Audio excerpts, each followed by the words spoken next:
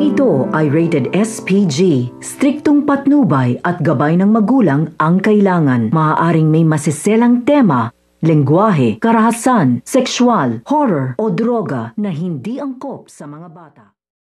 Ang pagsagip nito nga ni Robert dito nga sa kanyang anak na ito nga si Annalyn.